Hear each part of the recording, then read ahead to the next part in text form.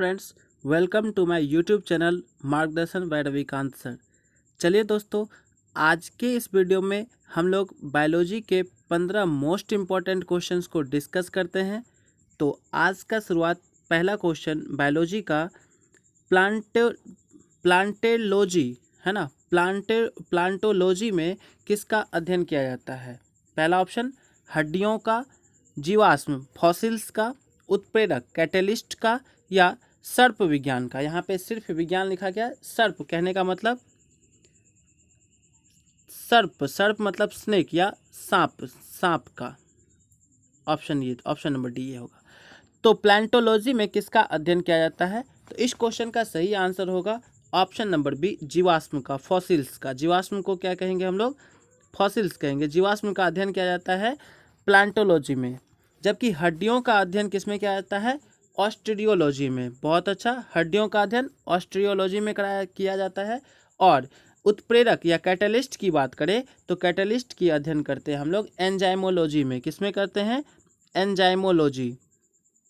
Enzymology में करते हैं कैटलिस्ट का अध्ययन। तो चलिए दोस्तों, अगले क्वेश्चन की ओर चलते हैं।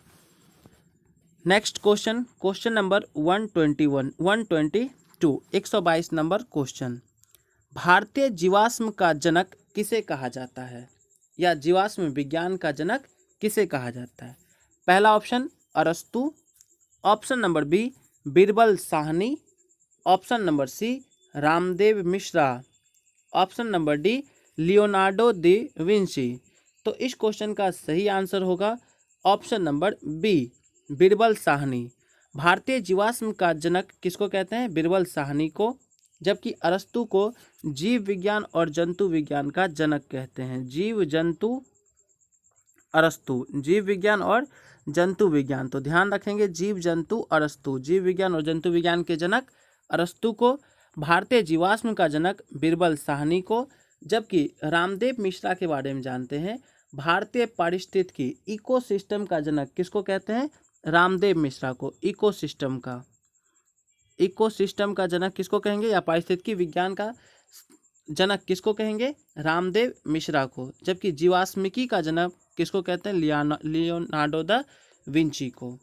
चलिए आगे बढ़ते हैं नेक्स्ट क्वेश्चन की ओर। Question number 123, 123 number question. ध्यान देंगे, 123 नंबर क्वेश्चन। कोशिका सिद्धांत किस पर लागू नहीं होता है? पहला ऑप्शन है जीवाणु बैक्टीरिया, ऑप्शन नंबर बी कवक फंगी, ऑप्शन नंबर सी शैवाल, और ऑप्शन नंबर डी विषाणु वायरस। तो कोशिका सिद्धांत किस पर लागू नहीं होता है? तो चलिए, इस क्वेश्चन का सही आंसर होगा वायरस, ऑप्शन नंबर डी। कोशिका सिद्धांत किस पर लागू नहीं होता है? तो वायरस विषाणु पर लागू नहीं होता है। दोस्तों, जीवाणु के जनक जो कहे जाते हैं वो लीवेनहॉक को कहे जाते हैं। क्या किनको कहते हैं? लीवेनहॉक को। लीवेनहॉक जीवाणु के जनक किसको कहेंगे? लीवेनहॉक को। जबकि जीवाणु शब्द का पहले प्रयोग एहरेनवर्ग ने किया था। किसने किया था? एहरेनवर्ग ने किया था। जीवाणु शब्द का पहले प्रयोग एहरेनवर्ग ने किया था। ठीक है। जबकि कवक का जनक किसको कहते हैं? माइकेली को। कवक विज्ञान या कवक का जनक किसको कहते हैं? माइकेली को। ध्यान रखेंगे, कवक विज्ञान का जनक माइकेली को। और शैवाल और विषाणु, तो विषाणु का जनक किसको कहेंगे हम लोग? इवानोवस्की को। विषाणु की खोज किसने किया था? इवानोवस्की ने। विषाणु की खोज किसने किया? इवानोवस्की ने। जीवाणु की खोज लीवेनहॉक, और जीवाणु शब्द का पहले प्रयोग किसने किया? एहरेनवर्ग ने। कवक का खोज किया, कवक विज्ञान की खोज की माइकेली, और विषाणु की खोज इवानोवस्की। जबकि हम लोग टीकाकरण के बारे में जानते हैं, तो टीकाकरण का जनक कहा जाता है एडवर्ड जेनर को। ठीक है, आगे बढ़ते हैं अगले क्वेश्चन की ओर। नेक्स्ट क्वेश्चन देखते हैं। अगला क्वेश्चन 124 नंबर 124 नंबर क्वेश्चन है समसूत्री, जिसको मीटोसिस कहते हैं। समसूत्री विभाजन या मीटोसिस किस में होता है? पहला ऑप्शन है ईस्ट में, ऑप्शन नंबर बी अमीबा में, ऑप्शन नंबर सी प्रोटोजोआ, और ऑप्शन नंबर डी कायिक कोशिका में। तो जो मीटोसिस होता है, समसूत्री विभाजन होता है, वो कायिक कोशिका में होता है, ऑप्शन नंबर डी में। Option number D is the right answer. सही आंसर होगा हम लोगों का कायिक कोशिका। समसूत्री विभाजन को सर्वप्रथम वाल्टेयर फ्लेमिंग ने किया था। समसूत्री विभाजन को जो सर्वप्रथम खोज किसने किया था? वाल्टेयर फ्लेमिंग ने किया था। जबकि इसका काम जो है सजीवों के घाव को भरने में इसका मुख्य काम होता है। समसूत्री विभाजन का काम जो सजीव के घाव है उसको भरने के लिए क्या होता है? एक होता है अमीटोसिस, जिसको कहते हैं अर्ध असूत्री। क्या कहते हैं? मीटोसिस, अर्धसूत्री। जो इसका एग्जाम्पल कौन है, क्या है? जीवाणु, प्रोटोजोआ, ईस्ट, ये सब किसका है? अमीटोसिस या अर्धसूत्री विभाजन का। अर्धसूत्री विभाजन की खोज बिजमैन ने किया था। अर्धसूत्री की खोज किसने किया? बिजमैन ने किया। अर्धसूत्री विभाजन का नामांकन जो मियोसिस है अर्धसूत्री, और मियोसिस का नामांकन फार्मर और मूरे ने किया था। अर्धसूत्री विभाजन का, जिसको मियोसिस कहते हैं, का नामांकन किसने किया था? फार्मर और मूरे। जबकि अर्धसूत्री विभाजन का विस्तृत अध्ययन कहेगा तो स्ट्रॉसबर्गर। क्लियर है? और अर्धसूत्री विभाजन जो होता है वो जनन कोशिका में। समसूत्री के बारे में हम लोग क्या देखें कि ये कायिक कोशिका में होता है, जबकि अर्धसूत्री, जिसको मियोसिस कहते हैं, अर्धसूत्री विभाजन मियोसिस जो होता है ये जनन कोशिका में ही होता है। किस में होता है? जनन कोशिका में होता है। मियोसिस ध्यान रखेंगे जनन कोशिका में होता है। और अर्धसूत्री या मियोसिस की खोज किए थे, इसकी खोज किए थे बिजमैन साहब। किसने खोज किया था?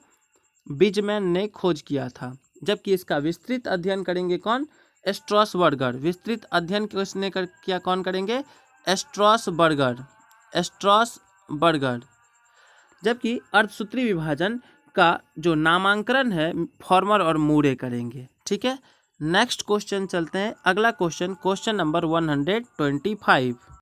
क्वेश्चन है जीवद्रव या प्रोटोप्लाज्म के सूखे भाग में, इंपॉर्टेंट बात ध्यान रखना यहाँ पे, सूखे भाग में, प्रोटोप्लाज्म के सूखे भाग में पाया जाने वाला सर्वाधिक तत्व, सबसे अधिक तत्व कौन सा होगा? पहला oxygen, option number B carbon, option number C hydrogen, और ऑप्शन नंबर डी प्रोटीन।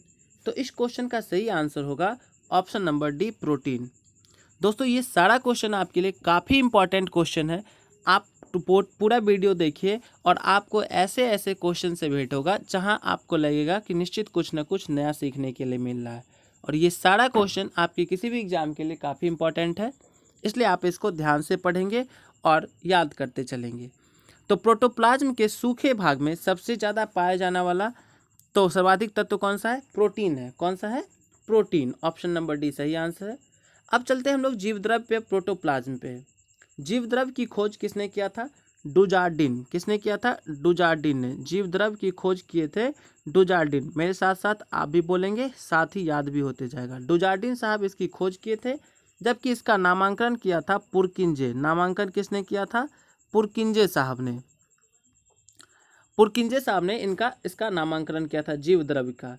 जीवन का भौतिक आधार जीवद्रव्य को ही कहता है। जीवन के भौतिक अधिकार किसको कहते हैं? जीवद्रव्य को कहा जाता है। और हम लोग जानते हैं इसमें लगभग, जीवद्रव्य में लगभग 80% जल होता है। 80% क्या होता है? जल होता है। जीवद्रव्य में लगभग 80% के लगभग जल होता है।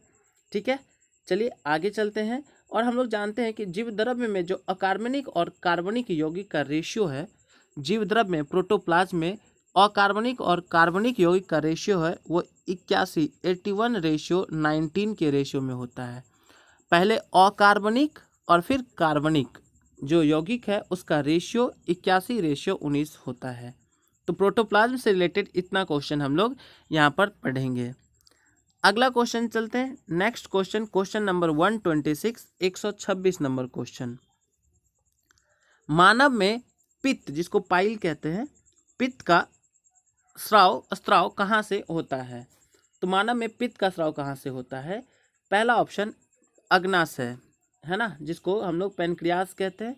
छोटी आंत इंटेस्टाइन, यकृत लीवर, फेफड़ा लंग्स। तो पित्त का स्राव कहाँ से होता है? सही आंसर होगा ऑप्शन नंबर सी यकृत, लीवर। लीवर क्या कहेंगे? लीवर। और आपसे क्वेश्चन पूछा जाए मानव शरीर की सबसे बड़ी ग्रंथि कौन सी होती है, तो भी क्या हो जाएगा? लीवर हो जाएगा। वजन कितना होता है लीवर का? 1.5 kg। 1.5 से हम कह सकते हैं 1.5 से 2 kg तक के बीच। लीवर का वजन कितना होता है? 1.5 से 2 kg। और जो पित्त होता है वो पीले रंग का क्षारीय द्रव है ना, पीले रंग का क्षारीय द्रव है। पित्त का पीएच वैल्यू, पीएच मान कितना होता है पित्त का? 7.7। पित्त का पीएच वैल्यू कितना होता है? 7.7। पित्त का पीएच वैल्यू कितना होता है? 7.7 होता है। जबकि मानव शरीर की दूसरी सबसे बड़ी ग्रंथि कौन सी है? तो मानव शरीर की दूसरी सबसे बड़ी ग्रंथि अग्नाशय है। मानव शरीर की दूसरी सबसे बड़ी ग्रंथि कौन सी है? अग्नाशय। और सबसे बड़ी ग्रंथि कहेगा तो यकृत, लीवर। लैंगरहैंस की द्वीपिका कहाँ पाया जाता है? तो अग्नाशय। कहाँ? अग्नाशय। जबकि आपसे क्वेश्चन ये पूछे कि जो छोटी आंत है इसकी लंबाई कितनी होती है? छोटी आंत की लंबाई होती है 6 से 8 मीटर तक, 6 से 8 मीटर तक लंबाई किसकी होती है? छोटी आंत की। ठीक है। जबकि संपूर्ण टोटल आहार नाल की लंबाई कितनी होती है? 10 मीटर। टोटल पूरा आहार नाल की लंबाई कितनी होगी? 10 मीटर होती है। चलिए दोस्तों, तो इस तरह से हम लोग इससे रिलेटेड संबंधित क्वेश्चन डिस्कस करें। अगला क्वेश्चन चलते हैं। Next question, question number 127। दोस्तों, आज का इस वीडियो में हम लोग 15 क्वेश्चन डिस्कस कर रहे हैं और इससे पहले के क्वेश्चन का वीडियो इसके वीडियो के डिस्क्रिप्शन लिंक में दिया हुआ है, आप उसको देखिएगा। टोटल क्वेश्चंस काफ़ी डिस्कशन के साथ आपके लिए डिस्कस कराया गया है, जो आपकी किसी भी एग्जाम के लिए इम्पोर्टेंट है। और यदि वीडियो आपको अच्छा लगे तो पूरा देखा करो और अपने दोस्तों को शेयर करते रहिए। चलिए दोस्तों, और कमेंट बॉक्स में कमेंट भी ज़रूर किया कीजिए, इससे आपके लिए वीडियो बनाने के लिए हमें भी एनर्जी मिलता है, हम भी आपके लिए वीडियो बनाने के लिए कोशिश करेंगे। तो खुद भी देखिए, कमेंट किया कीजिए, लाइक किया कीजिए वीडियो को और दोस्तों को शेयर करते रहिए। दांत का एनामेल किसका बना होता है? दांत में जो एनामेल होता है वो किसका बना होता है? तो सही आंसर होगा option number D, calcium phosphate. किसका बना होता है? कैल्शियम फॉस्फेट का। ठीक है। अब चलते हैं हम लोग दांत के बारे में। मनुष्य के मुख में टोटल कितने दांत होते हैं? 32। कितने दांत होते हैं? 32 दांत होते हैं। जबकि हम लोग जानेंगे, आपसे क्वेश्चन पूछा जाएगा पूरे जीवन काल में टोटल कितना दांत आता है पूरे जीवन काल में? तो 52। कितना याद रखेंगे? पूरे जीवन काल में मनुष्य में कितने दांत आएंगे? 52। जबकि अभी यदि मनुष्य के मुंह में कहा जाए तो 32 दांत होते हैं। 2 बार दांत निकलता है, 20 दांत। 20 दांत ऐसा होते हैं जो 2 बार, जैसे कि ये 32 है और 20 दांत दोबारा भी निकलता है, इसलिए टोटल 52 होता है। अस्थाई दांत की संख्या कितनी होती है? यदि अस्थाई दांत की संख्या कही जाए तो 12। अस्थाई दांत की संख्या कितनी कही जाएगी? तो 12। 5 साल से कम उम्र के बच्चों में दांत की संख्या कितनी होती है? 20। 5 साल से कम उम्र के बच्चों में दांत की संख्या 20 होती है। नेक्स्ट क्वेश्चन चलते हैं, अगला क्वेश्चन। तो इस तरह से हम लोग इस क्वेश्चन का आंसर कैल्शियम फॉस्फेट करेंगे कि दांत का एनामेल किसका बना होता है? कैल्शियम फॉस्फेट का। मानव शरीर में, मानव के मुख में 32 दांत होते हैं। टोटल जीवन काल में, पूरे जीवन काल में 52 दांत होता है। 20 दांत ऐसा होता है जो दोबारा निकलता है। 12 दांत अस्थाई दांत होते हैं। 5 साल के उम्र से पहले 20 दांत आ चुका होता है। तो चलिए दोस्तों, अगले क्वेश्चन की ओर चलते हैं। Next question 128। तो दोस्तों, जब तक जीना तब तक सीखना अनुभव की जगत में सर्वश्रेष्ठ शिक्षक है ना। जब तक आप जिए तब तक सीखिए, क्योंकि आपका जो एक्सपीरियंस है, अनुभव है, वही इस जीवन में सबसे बड़ा शिक्षक है, आपके लिए सर्वश्रेष्ठ शिक्षक है। चलिए दोस्तों, आप सीखना सीख जाइए, एक दिन जीतना भी सीख जाइएगा, निश्चित है। चलिए अगला क्वेश्चन, एंजाइम क्या है? तो एंजाइम, पहला ऑप्शन वसा, कार्बोहाइड्रेट जिसको वसा। Option number B RNA, option number C protein और option number D none of these. तो एंजाइम क्या है? एंजाइम एक प्रोटीन है। Option number C is the right answer, protein है। अब चलते हैं हम लोग प्रोटीन के बारे में। प्रोटीन की खोज बर्जिलियस साहब ने 1838 में किया था, 1838 में। प्रोटीन की खोज किसने किया था? बर्जिलियस साहब ने 1838 में। प्रोटीन का मुख्य घटक क्या होता है? नाइट्रोजन। प्रोटीन का मुख्य घटक क्या होता है? नाइट्रोजन। ध्यान रखना है, प्रोटीन का मुख्य घटक नाइट्रोजन होता है। और प्रोटीन को 1 ग्राम प्रोटीन में कितना कैलोरी एनर्जी निकलता है हम लोगों का? 4.2 कैलोरी। 4.2 कैलोरी। 1 ग्राम प्रोटीन में 4.2 कैलोरी। और प्रोटीन की कमी से बच्चों में दो तरह का रोग होता है। पहले बच्चों में क्या होता है, क्वासी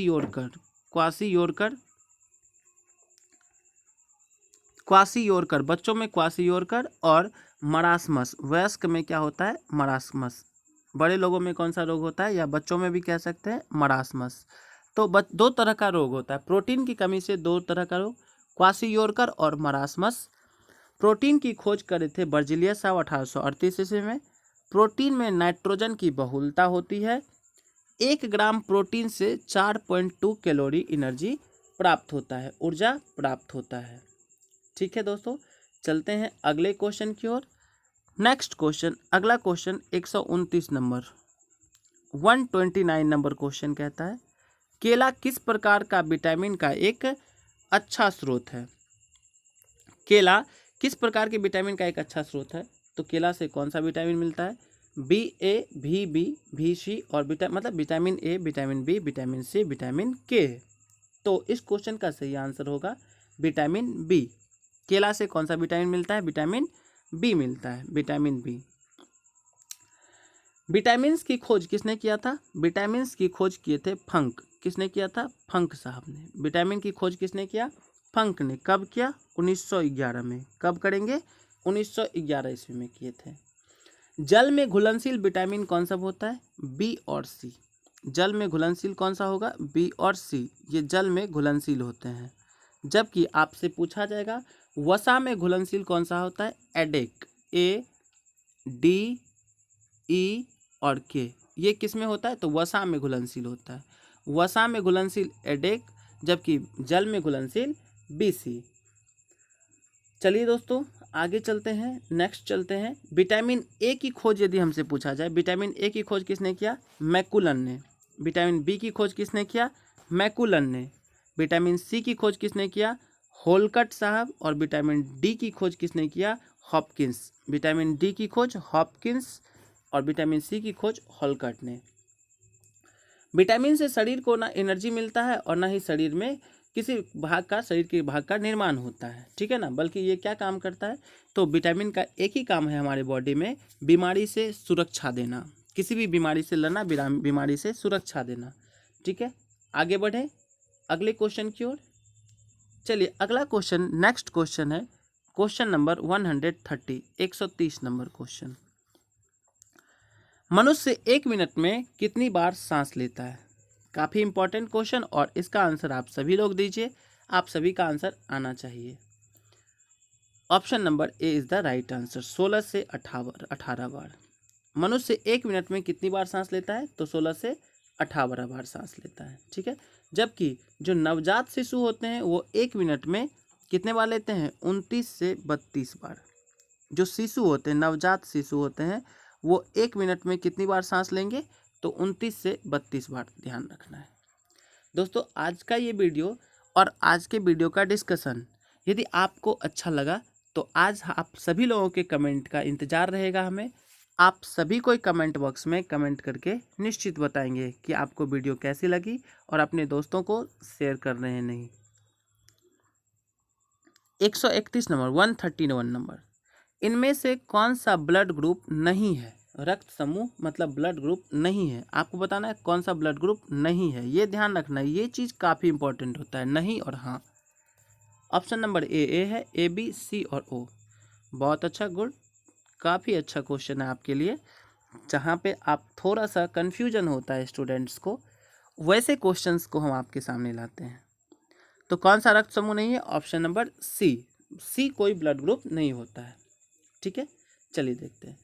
रक्त जो ब्लड है वो मानव शरीर के भार का कितना होता है, लगभग 7%। कितना परसेंट होता है, 7%। मानव शरीर के वेट का, भार का कितना होता है, 7% होता है। और इसका पीएच वैल्यू कितना होता है, ब्लड के पीएच वैल्यू होगा 7.4। ब्लड का पीएच वैल्यू कितना होता है, 7.4। जबकि ब्लड ग्रुप की खोज किसने किया था, लैंड स्टीनर साहब ने। किसने किया था, ब्लड ग्रुप की खोज लैंड स्टीनर साहब ने किया था। और ये जो ब्लड ग्रुप होते हैं ये 4 तरह के, एक तो ए हो गया, बी हो गया, ए बी हो गया और एक होता है ओ। तो ये 4 तरह के ब्लड ग्रुप होते हैं। आप जानते हैं जो ब्लड ग्रुप में ए बी है, ब्लड ग्रुप ओ को यूनिवर्सल डोनर कहा जाता है। ओ को क्या कहा जाता है, यूनिवर्सल डोनर। और ए बी को यूनिवर्सल एक्सेप्टर कहा जाता है। ए बी को यूनिवर्सल एक्सेप्टर मतलब सर्वग्राही, ये सभी लोगों से ब्लड ले सकते हैं, जबकि ब्लड ग्रुप ओ को सर्वदाता कहा जाता है, ये किसी भी ब्लड ग्रुप के लोगों को अपना ब्लड दे सकते हैं, इसलिए यूनिवर्सल डोनर ओ को और यूनिवर्सल एक्सेप्टर ए बी को कहा जाता है। ब्लड ग्रुप और 4 तरह का होता है।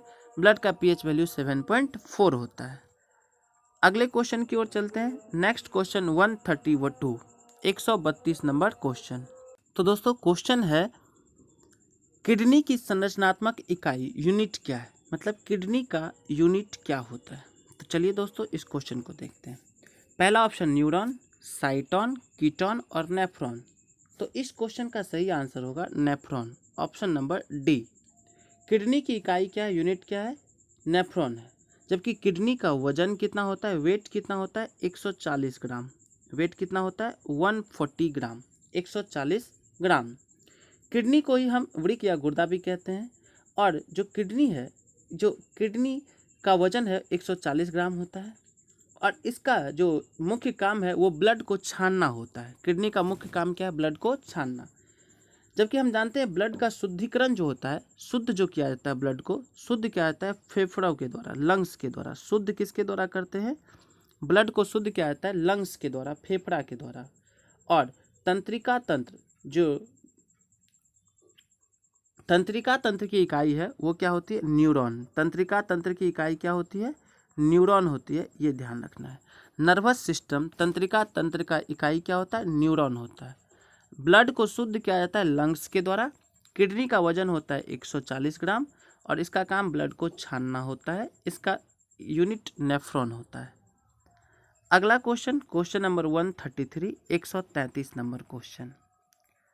मनुष्य के शरीर में पसलियों की संख्या कितनी होती है, मनुष्य के शरीर में पसली की संख्या। तो इस क्वेश्चन का सही आंसर, बहुत अच्छा, आप सभी लोगों से बना होगा, गुड, सही है। चलिए बहुत अच्छा, ध्यान देंगे। तो मनुष्य के शरीर में पसलियों की संख्या जो होता है, पसली जोड़ा में 12 और संख्या कहे तो 24, कितना होगा, 24। यदि जोड़ा में कहता तो हम लोग 12 जोड़ा कह सकते थे, ठीक है। जबकि आपसे पूछा जाए ये जो 14 है, तो मनुष्य के जो चेहरा में हड्डी की संख्या, चेहरे में, फेस में हड्डी की संख्या कितनी होती है, चेहरा में हड्डी की संख्या 14 होता है। चेहरा में हड्डी कितना होता है, 14 होता है, ठीक है। जबकि सिर में, हेड में कहेगा तो हेड में हड्डी की संख्या कितना होता है, 29। यदि हेड की बात करें, सिर की बात करें तो सिर में हड्डियों की संख्या कितना होगा, 29 होगा। जबकि मनुष्य के शरीर में पसलियों की संख्या कितनी होगी, 24 होगी, ध्यान रखना है। चलिए नेक्स्ट क्वेश्चन, अगला क्वेश्चन, क्वेश्चन नंबर 134 की ओर बढ़ते हैं। 134 नंबर क्वेश्चन। क्वेश्चन है, दो युग्मक के संयोजन को क्या कहते हैं। तो दो युग्मक के संयोजन को क्या कहते हैं। पहला ऑप्शन है परागण, पॉलिनेशन। दूसरा ऑप्शन परिवर्धन, जिसको एडिशन कहेंगे। Option number C fertilization. तो दो युग्मक के संयोजन को हम लोग ऑप्शन नंबर सी निषेचन कहते हैं। क्या कहते हैं, फर्टिलाइजेशन कहते हैं या निषेचन कहते हैं। फर्टिलाइजेशन या निषेचन की खोज जो है स्ट्रॉसबर्गर ने किया था। इसकी खोज किसने किया था, स्ट्रॉसबर्गर ने, स्ट्रॉसबर्गर साहब ने खोज किया था निषेचन का या फर्टिलाइजेशन का। चलिए दोस्तों आज का अंतिम क्वेश्चन 135 नंबर क्वेश्चन। आज के आखिरी क्वेश्चन को हम लोग देखते हैं, लास्ट क्वेश्चन। पुरुष शुक्राणु में गुणसूत्र की संख्या कितनी होती है, मतलब पुरुषों में गुणसूत्र की संख्या कितनी होती है। तो पुरुषों में गुणसूत्र की संख्या या मानव शरीर में गुणसूत्र की संख्या कहेगा तो संख्या पूछेगा तो 46, जोड़ा में कहता तो 23 जोड़ा। मानव शरीर में गुणसूत्रों की संख्या 46 होगा, 23 जोड़ा होगा, ठीक है। जबकि गुणसूत्र का नामांकन किए थे वाल्टेयर, W वाल्टेयर। किसने किया था, इसका नामांकन किए थे वाल्टेयर। कब किए थे, 1888 में। कब किए थे, 1888 में। W वाल्टेयर ने 1888 ईस्वी में गुणसूत्र का नामांकन किया था। और जो गुणसूत्र में आनुवांशिक पदार्थ पाए जाते हैं उसको जीनोम कहा जाता है। गुणसूत्र में जो आनुवांशिक पदार्थ पाए जाते हैं उसको हम लोग क्या कहते हैं, जीनोम कहते हैं। जीनोम, गुणसूत्रों में पाए जाने वाले आनुवांशिक पदार्थ को जीनोम कहते हैं। चलिए दोस्तों, तो आज के इस क्वेश्चन में हम लोग इतने 15 क्वेश्चन को डिस्कस किए जो आपके लिए काफ़ी इम्पोर्टेंट क्वेश्चन है। तो इन सारे क्वेश्चंस को आप खुद से कीजिएगा, वीडियो डिस्कशन देखिएगा और इस 15 क्वेश्चन के माध्यम से आप 100 क्वेश्चन को कंप्लीट कर पाएंगे। दोस्तों अच्छा लगे वीडियो तो आज निश्चित कमेंट करके आप बताएंगे और अपने दोस्तों को शेयर करते रहेंगे। ठीक है, मिलते हैं अगले वीडियो में। और अभी तक यदि आप मार्गदर्शन को सब्सक्राइब नहीं किए हैं तो जल्दी से मार्गदर्शन बाय रविकांत सर को सब्सक्राइब कीजिए और बेल आइकन बजाना नहीं भूलेंगे। इससे आपको वीडियो सारा नोटिफिकेशन अपने चैनल का मिलता रहेगा। और कॉम्पिटिटिव एग्जाम से रिलेटेड वीडियो और PDF पाने के लिए अपने Telegram channel Margdarshan by Ravikant sir को ज्वाइन कीजिए। मिलते हैं अगले वीडियो में।